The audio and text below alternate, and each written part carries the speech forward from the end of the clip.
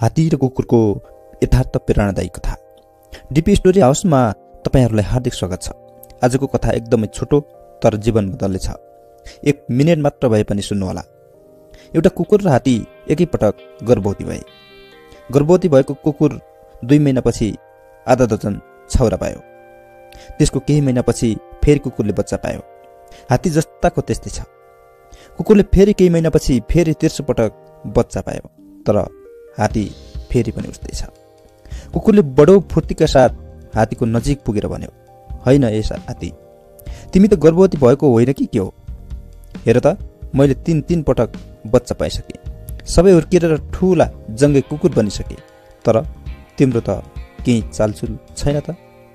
हात्तीले मुसुक्क हाँस्दै भन्यो, "हेर, तिमीले 2 महिनामा झन्डै आधा दर्जन बच्चा पाउँछौ, तर म झन्डै 2 वर्ष लगाएर बल्ल एउटा बच्चा पाउँछु। तर जब मेरो बच्चा जन्मन्छ, धरतीले स्पर्शको महसुस गर्छ।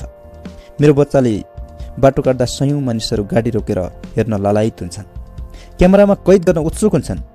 मेरो मात्र होइन, लामो समयसम्म धैर्यता राख्ने सबैको प्रतिफल महत्त्वपूर्ण हुन्छ।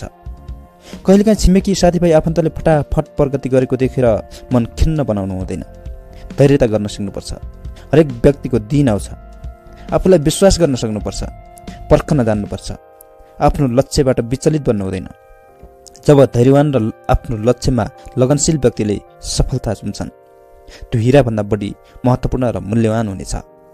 साथीहरू, कथा कस्तो लाग्यो? मन परे सबैले लाइक र सेयर गर्नुहोला। यदि युट्युबमा हेर्दै हुनुहुन्छ भने, नयाँ हुनुहुन्छ भने भिडियोलाई लाइक, सेयर र च्यानललाई सब्स्क्राइब गर्नुहोला, र फेसबुक पेजमा हेर्दै हुनुहुन्छ भने पेजलाई फलो गर्न नभुल्नुहोला। यस्तै अरू कथा लिएर आउनेछौँ। धन्यवाद।